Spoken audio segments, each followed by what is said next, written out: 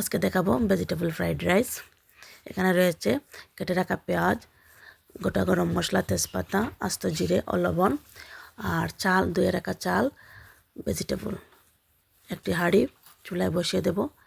হাঁড়িটি গরম হয়ে আসলে এর মধ্যে দিয়ে দেব পরিমাণ মতো তেল।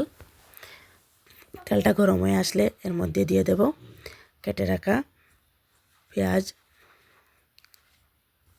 সবগুলো পেঁয়াজ দিয়ে দেব একসাথে,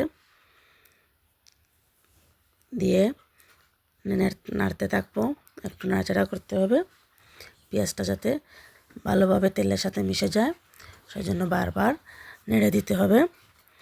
খেয়াল রাখতে হবে পেঁয়াজটা যাতে পুড়ে না যায়। পেঁয়াজটা ততক্ষণই না ভাজতে হবে যতক্ষণ না বাদামি রঙের না হয়, ততক্ষণ পর্যন্ত পেঁয়াজটা ভাজতে হবে। পেঁয়াজটা হালকা বাদামি রঙের হয়ে আসলে এর মধ্যে দিয়ে দেব আদা রসুন বাটা, পরিমাণ মতো আদা রসুন বাটা। আপনারা আপনাদের পরিমাণ মতো দিয়ে দেবেন আদা রসুন বাটা। এর সাথে দিয়ে দেব গোটা গরম মশলা, আস্ত জিরে, দিয়ে একটু নাড়াচাড়া করব। নাড়াচাড়া করে এর মধ্যে দিয়ে দেব পরিমাণ মতো লবণ, পরিমাণ মতো আধা চা চামচ চিনিও দিতে পারেন, এটা অপশনাল। চিনিটা দিলে বাচ্চাদের ক্ষেত্রে একটু টেস্ট হয়, না দিলেও চলবে।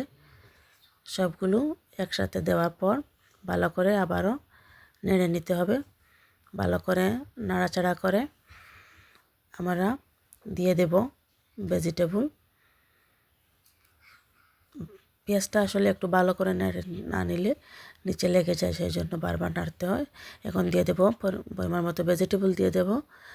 ভেজিটেবল দিয়েও আবার নাড়াচাড়া করতে হবে। ভালো করে নাড়াচাড়া করব। নাড়াচাড়া শেষে দিয়ে দেব ধুয়ে রাখা চালটি দিয়ে আবারও নাড়াচাড়া করব।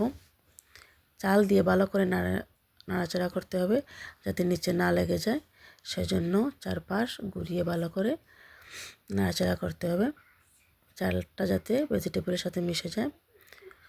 ভালো করে নাড়াচাড়া হয়ে গেলে এর মধ্যে আমরা দিয়ে দেব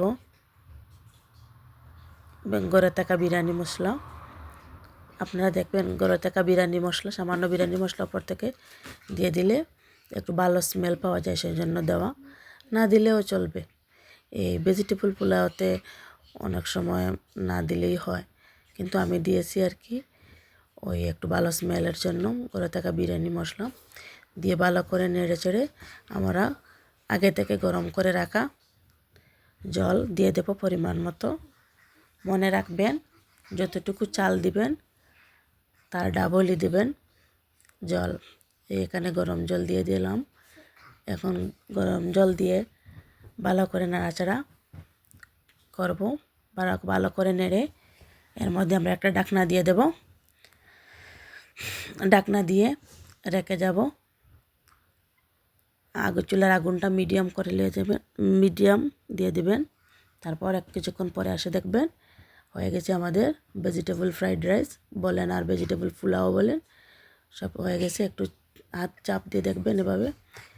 এর ওপরে একটু ঘি দিয়ে দিবেন আপনাদের পছন্দ মতো। আমি দেইনি আসলে, আমার বাচ্চারা ঘি অনেকটা লাইক করে না। সবাইকে ধন্যবাদ। কেমন হলো জান।